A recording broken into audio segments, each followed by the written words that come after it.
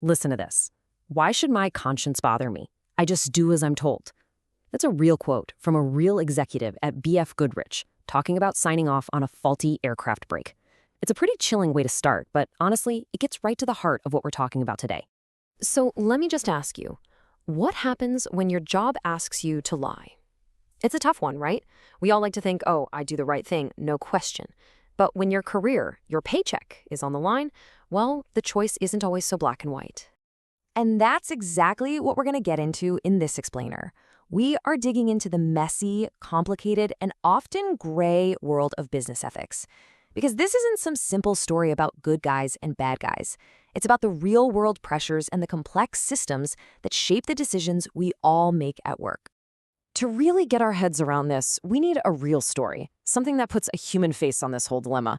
And that brings us to Kermit Vanderveer, an engineer who got caught between a rock and a very, very hard place. So here's the situation. Vanderveer was an engineer, and his boss told him to write a report saying a new aircraft brake had passed all its tests. The problem? He knew that was a complete lie. This brake was a dud. I mean, it was dangerously overheating, failing tests left and right, and it was putting actual human lives at risk. But the company, they wanted it approved, and his job was to create the piece of paper that made it all look legit. And the pressure from the top was just immense. His own boss basically told him, look, it's not my business, it's not your business, I just do what I'm told, and you should too. This wasn't a friendly suggestion, it was a command. The message was crystal clear, just fall in line and do it. And here's where it gets really complicated. At first, Vanderveer refused. He knew it was wrong, he even called it a deliberate falsification. But in the end, the pressure was too much. He caved. He signed the false report. And it's just such a powerful and kind of scary reminder of how easily good people can be pushed into making really bad decisions. So, how does something like this even happen?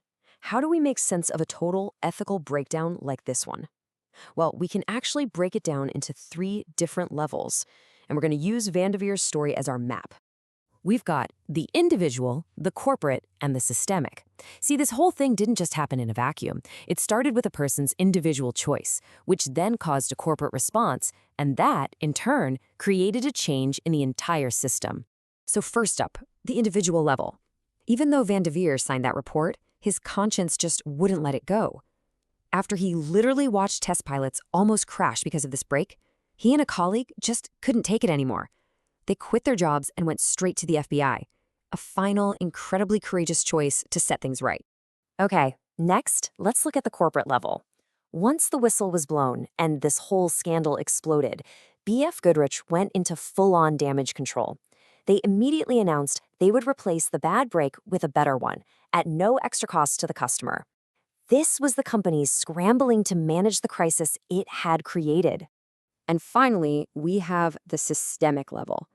Because this story didn't just end with BF Goodrich. After Vanderveer testified before Congress, the U.S. Department of Defense actually changed its rules for everyone. They made it way harder for any company to lie on testing reports in the future. So a single person's ethical failure ended up creating an industry-wide fix. That whole story shows us exactly what happened, but it doesn't totally explain why. Why do good people do bad things? To really get to the bottom of that, we've got to dive into a little bit of psychology. One of the big psychological tricks we play on ourselves is something called dehumanization. It's basically a way of creating mental distance. We start thinking of the people our actions might harm as, well, less human. It makes it a whole lot easier to make tough decisions when you don't have to feel the full, messy human impact. And here is a perfect example from the corporate world. The term human resources. It sounds so neutral, right? But think about what it does. Suddenly, you're not firing people. You're reducing human resources. It subtly strips away their individuality, and it makes a really painful decision feel more like a simple business calculation. But here's the fascinating flip side. As humans, we seem to have this deep, innate desire for fairness.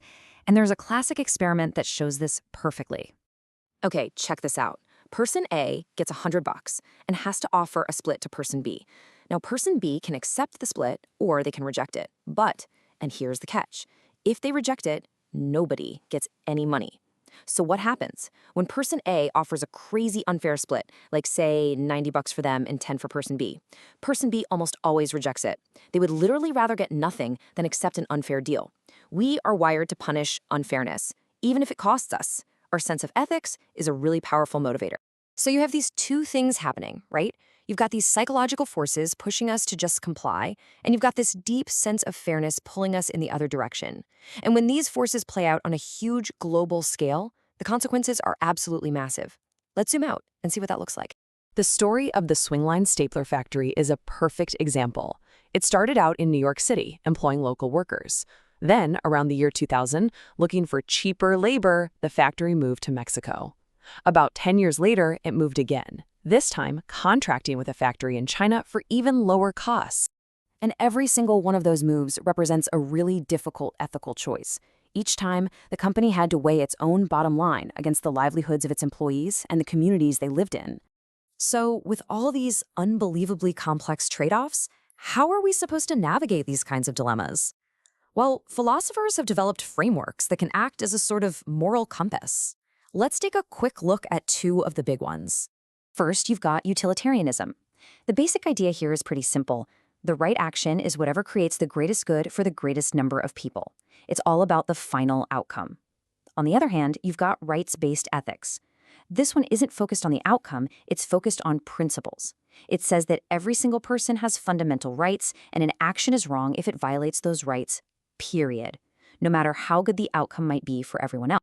All right, let's test these out with a real head-scratcher. The drug company Merck developed a cure for a terrible disease called river blindness, but they knew they would lose money making it. So, what should they do? From a utilitarian view, it's a no-brainer, right? Curing thousands of people from a horrible disease creates a massive amount of good that far outweighs the financial loss. A rights-based approach would probably land in the same place, arguing people have a fundamental right to health. But what about the rights of the stockholders to get a return on their investment? See, even with these frameworks, the answers aren't always easy. And that brings us right back to where we started. Back to Kermit Van Devere, struggling with that decision. Back to that executive saying, I just do as I'm told.